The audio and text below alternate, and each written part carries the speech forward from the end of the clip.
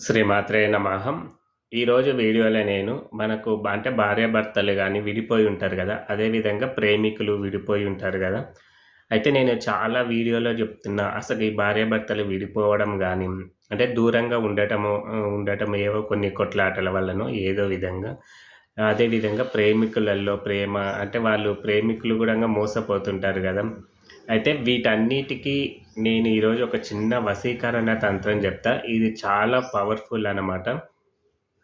అయితే మనము ఎప్పుడే గాని ఒక విషయం గుర్తుంచుకోవాలి. మనము ఈ వశీకరణ తంత్రాలు చేయడమే గాదు. మనము అంటే మన బుద్ధిని గూడంగా మార్చుకోవాలి. అంటే ఎవరి సైడు తప్పుంది, ఎందుకు అనేది గూడంగా మనము తెలుసుకోవాలి. ఎందుకంటే ఇప్పుడు మన బుద్ధి మారితేనే గదా! మనము ఏదైనా తంత్రాలు జేసినా, పూజ జేసినా అది మనకు ఫలించేది. అంతేగాని మన ఇష్టం వచ్చినట్లు చేసుకొని చేసి మేము మారము, మేమెప్పుడు ఇట్లాగనే ఉంటాం అంటే ఏ వశీకరణ తంత్రం గూడంగా పనిజేయదు.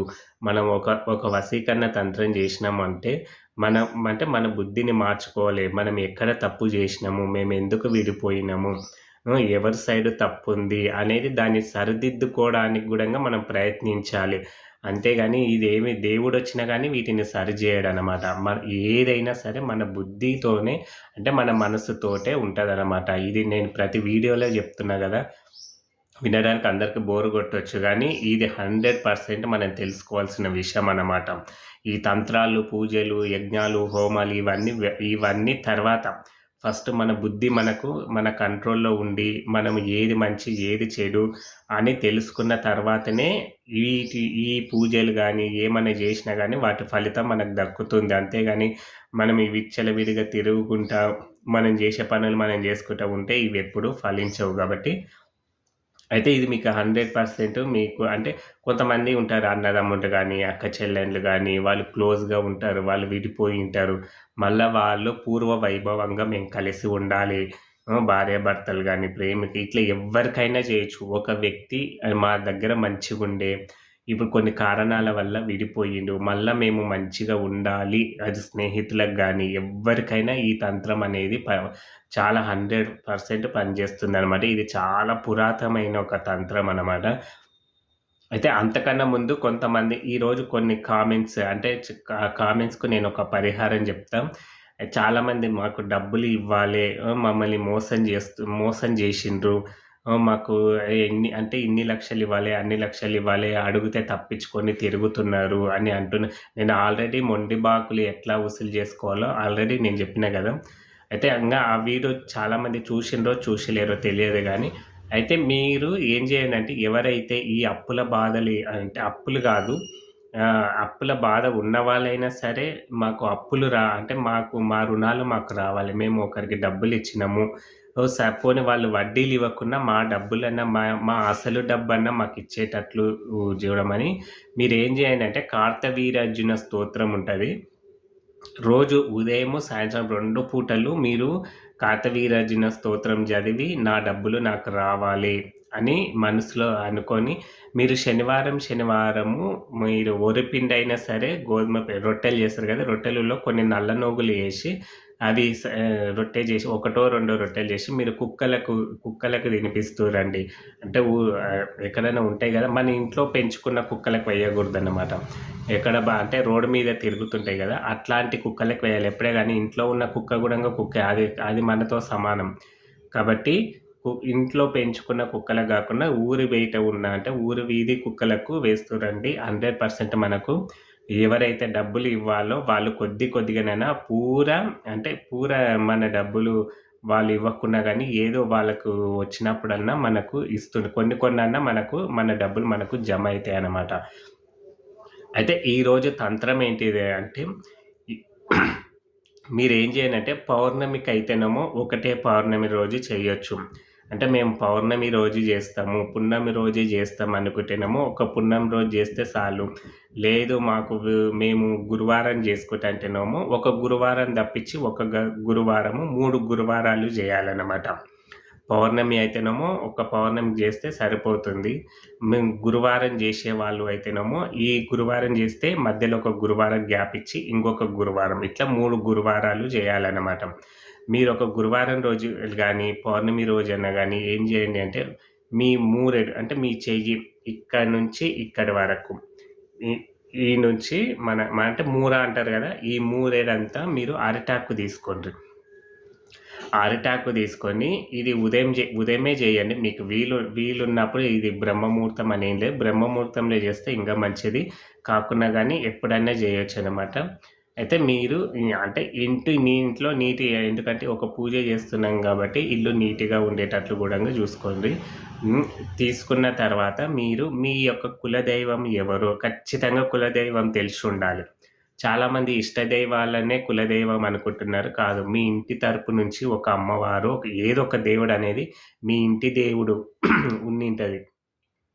ఆ ఇంటి దేవుని ముందు కూర్చొని మీరు ఇంటి దేవుని ముందు ఈ అరిటాకు పరిచి ఎర్ర చందనము పౌడరు, కొబ్బరి నూనె 2 తీసుకొని ఎర్రచందన పౌడర్లో కొబ్బరి నూనె వేసి దాన్ని మిక్సింగ్ చేసి పేస్ట్ లాగా చేసి మీ ఉంగరపు వేలు ఉంటుంది కదా, ఉంగరపు వేలుతోటి మీకు ఏ వ్యక్తి మీరు కోరుకుంటున్నారు ఆ వ్యక్తి పేరు పూర్తిగా ఆకుపైన రాయాలన్నమాట.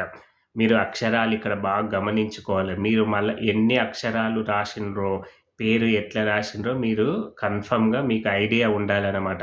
ఎందుకంటే అక్కడ 10 అక్షరాలు రాసి మీరు తర్వాత నేను చెప్పేదానికి మళ్ళీ తేడా వస్తదనమాట. అందుకే మీరు ఎన్ని అయితే అక్షరాలు ఇక్కడ ఇంగ్లీష్ అనేది వాడకూడదు. ఎందుకంటే ఈ తంత్రాలు వచ్చినప్పుడు మనకి ఇంగ్లీష్ భాష అనేది లేదు.